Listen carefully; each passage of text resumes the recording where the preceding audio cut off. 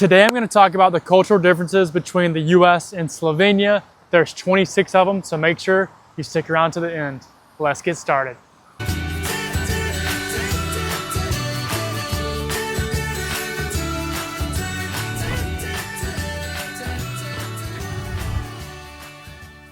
Before we get started with today's video, I would please ask you to like and subscribe to the channel. It helps me to continue to put out content and bring you some entertaining things about Slovenia and also just to continue to explore. So if you like the video, if you've seen me before, or if this is your first time, please subscribe to the channel. Cheers. Point number one, all Slovenes are drinkers.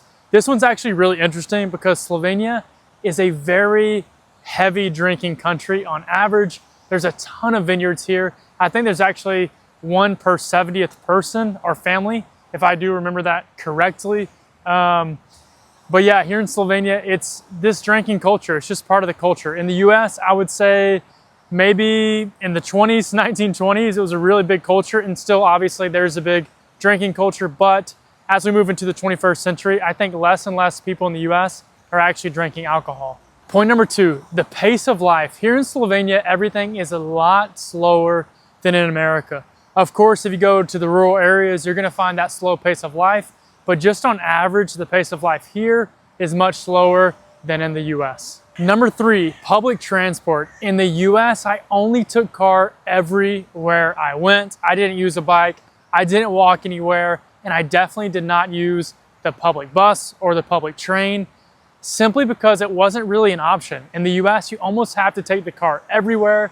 In Slovenia, it's really common to walk, to bike, to take the train, or to take the bus. They're all really user-friendly.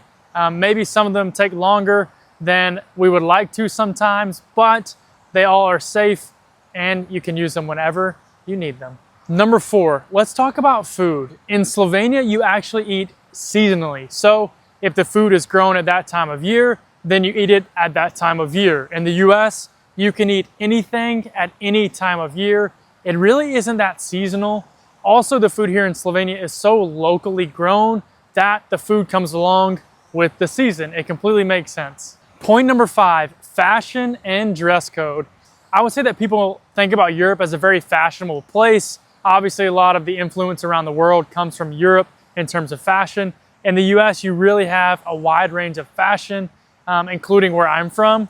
Where I'm from is more country and cowboyish. So yes, we wear boots. And yes, we wore hats. But in Slovenia, I would say everyone kind of has their own personality when it comes to dressing. You don't really have this. I want to give a shout out to Mojca for buying me a coffee. Via my link below, buy me a coffee. Cheers, Mojca.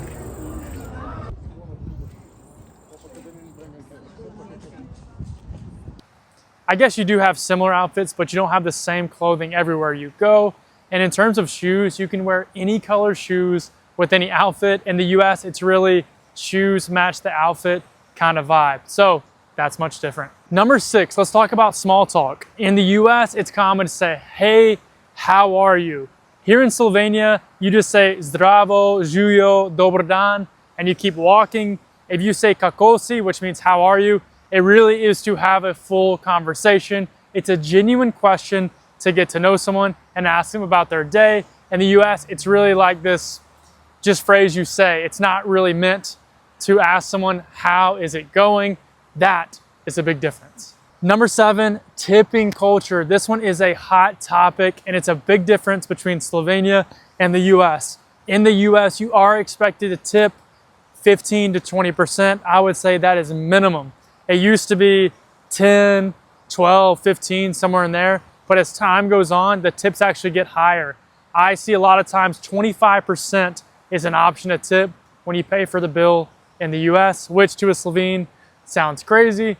The tipping culture here is that you give a amount of money if someone does a really nice job and you want to say like, thank you so much for being so kind and doing a great job serving us.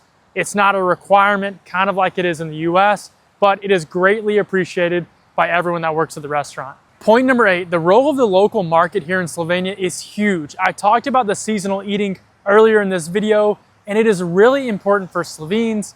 It's a big part of the culture to eat the food that's grown at different parts of the year. And so the local markets like the one right in the center of Ljubljana are very important so that you can go get the local veggies that are grown in the season, that are grown during the time of the year that you want these products, such as onions or korenje carrots or cebula onions. If you want those products at different times of year, you need to get them when they're grown. And so these local markets across Slovenia really help you to get the food when it is grown.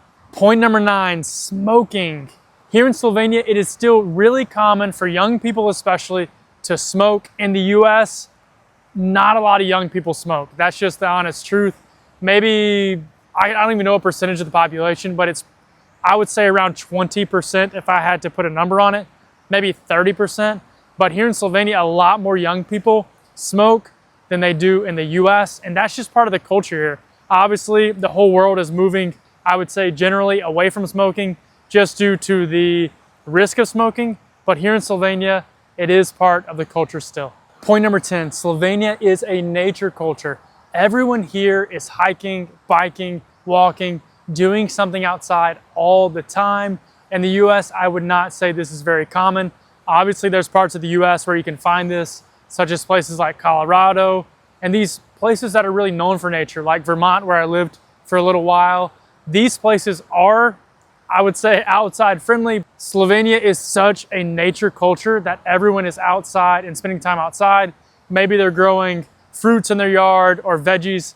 I would say that's pretty common for people just to have this hobby of growing food. So people spend time in the nature all the time in Slovenia. Point number 11, in Slovenia, it is much more formal than in the US. The society here really respects the formality. There's even formalities in the language. A lot of the language is meant to speak to someone in a respectful, formal tone.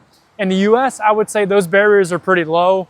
It is formal at times, but overall, it's generally pretty casual. You know, it's not too formal. People have normal conversations like their friends a lot of the times. Yeah, I would say Slovenia is a very formal culture. The US a lot of times is a very informal culture. Point number 12. In Slovenia, when you have a birthday, you pay for the birthday experience. If I had a birthday here in Slovenia and I invited friends or family to join me, it would kind of be expected that I pay the bill. And the reason is because I invited them. In the US, if it's your birthday, you are the one who's getting all the gifts. Everyone's paying for you. It's completely backwards than in Slovenia. So that's really interesting. 1, 3, communication styles. Number 13, it is very different here in Slovenia than it is in the US. In Slovenia, like I've talked about, it's formal and it isn't this small talk friendly. The US, a lot of small talk, very informal. And I'd say that kind of defines the culture. The way people socially connect here in Slovenia is completely different than in the US. And so, yeah, I think that's pretty interesting. Number 14, independence in kids. I would say here in Slovenia, kids have a lot more independence. And there's a big reason for that. In the US, you have to be driven everywhere by your parents. Here in Slovenia, the kids can walk around, they can bike to the neighborhood, to the city, they can take the bus. So it's really friendly for kids to hang out with other friends. And I would say that leads to a lot of independence here at a very young age compared to the US. I've seen kids here on the bus that are 9, 10 years old taking the bus by themselves. And the US, I've never seen anything like this. The parents basically have to drive the kids everywhere, or they have the school bus to take the kids to and from school. But in terms of hanging out, they have to really be driven by the parents. There's no other way to do it. Point number 15, the dating culture. I would say in the US, dating is a lot more casual. You go on a date, obviously you hope to really like the person, have a great conversation, and start to date. But it isn't, you know, people date for years and years and years in the US before they commit to marriage. I would say here in Slovenia, from what I know, it's typically a lot quicker. When you start dating someone for a long time, it's normally you're committing to marriage, and you probably get married much quicker than you would in the US. In the US, people can date 10, 15 years before they even get married, which is much different than in Slovenia. Point number 16, wedding traditions here in Slovenia and in the US are really different. In Slovenia, it's all centered around the church. There's a lot of weddings in the church, and it's a really formal and I guess, traditional wedding. In the US, a lot of times you have destination weddings, you have marriages still through churches, but it's not the same because the preacher will go to a different location. Maybe they do it in the woods or at some scenic place. In Slovenia, you do it at the church with the priest. That's pretty formal, I would say. Obviously, you have people who don't do it this way, but I would say the norm in Slovenia is to do it through the church. Point 17, it's really uncommon for Slovenes to talk about their religion. In the US, it's really common for someone to be really open about what they believe, their faith, and their religion. My experience here in Slovenia is that no one really talks about their religion. 18, the work-life balance. Here in Slovenia, there's an amazing work-life balance. Everyone gets off at 4 or 5. Typically, obviously, you have people who work later, but if people get off at a normal hour, that way they can go home and hang out with their family. In the US, you really don't have this. There's a lot of hierarchical issues. People have problems with corporate America, and so you don't have this great work-life balance. It's really lost a lot of times because you're trying to climb the corporate ladder, you're trying to become more successful. And so in the US, people spend a lot more time at work than they probably should. Point number 19, here in Slovenia, it's actually much more common to rent than it is to own. In the US, I would say a lot more people get a house. Obviously, there is a ton of renters as well, just like here in Slovenia. But in the US, you can get more favorable loans. It's a lot easier to get a loan. In the US, in Slovenia, it's harder to get a loan because you have to put a lot more money down. So it makes it a lot harder for people to own homes in Slovenia than in the US. At least that's what I've heard, and that's what I've been told. Point number 20, here in Slovenia and most of Europe, there's a huge culture of travelers. Everyone wants to travel all the time. They want to explore these countries and just travel to new cities and explore new things. I would say people in Slovenia specifically travel a lot compared to the US. And the US, yeah, people travel to different states sometimes. I mean, a lot of people do explore the US, don't get me wrong, and they travel to other countries, but I would say in the US, people really spend a lot more time where they're from. And if they do travel to a city, it's for like a concert or a football game or something like that. It's not really to go and explore a city. I would say in Europe and in Slovenia, people go and explore these cities with these castles and they dive into the history and to the culture of these regions. And I would say that's a bit different than in the US. 21. Here in Slovenia, the culture is really dependent on the tradition of the society. I would say a lot of things in this culture are tied to religion. So the major holidays, Easter, Christmas, everything revolving around the Christian religion. There's a lot of holidays and a lot of traditional things in Slovenia, including foods and family gatherings, are built around these traditions. In the US, that's much different. A lot of these holidays are really commercialized, such as Christmas and Easter with the Easter bunny. Here in Slovenia, it's a lot more traditional. It's based on the biblical teachings instead of the commercialized version. I would say it's much different, just the holidays and the traditions in general. Here in Slovenia, Halloween is more of a religious thing. It's not dress up and go ask for candy like it is in the US. So I'm just saying that to say they're much different. Point 22, let's talk about local pride. I would say here in Slovenia, everyone is really passionate about where they're from. And I would say most people typically live where they're from. It's really common for someone to stay in their same house that their family has for 2 or 3 or even more generations. In the US, it's such a moving culture that you move to another city, another state, that I wouldn't say people are really like nationalistic about their city. I would say people move all the time. It's more of a statewide nationalism, if there is one. But just in general, Slovenes are more proud of their cities than Americans. Point 23, environmental awareness. Here in Slovenia, it is very environmentally conscious. And you can see that very simply with the trash. Here in Slovenia, every single piece of trash is separated and broken out between glass, paper, plastic, bio, and then residual, everything else. But in the US, a lot of times, at least where I'm from, you throw everything into one trash can. So all paper, all plastic, everything goes together. So here in Slovenia, it's separated. In the US, it's not. So that's just an example of how environmentally conscious Slovenia is. Number 24, individualism. In the US, it's a very individual mindset. It's me versus you.